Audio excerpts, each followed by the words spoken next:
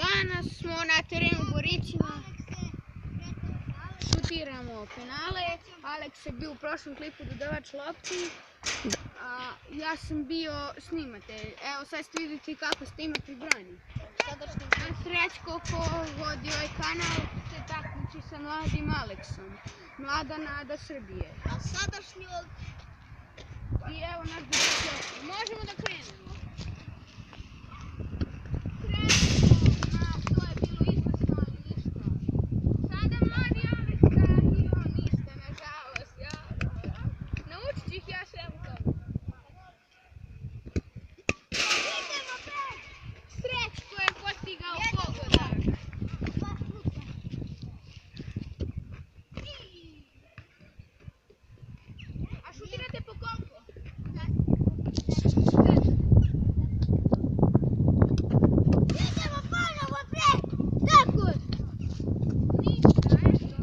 To je to.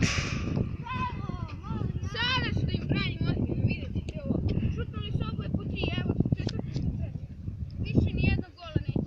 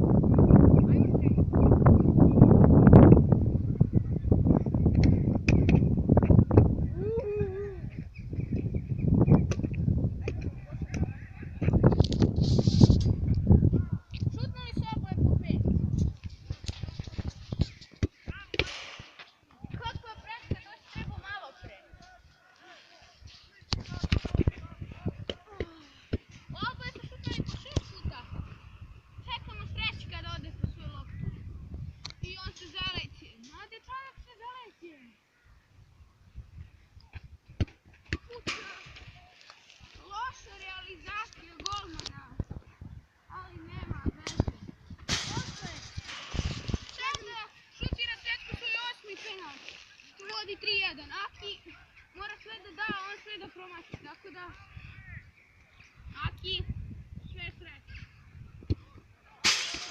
Ajmo, ajmo.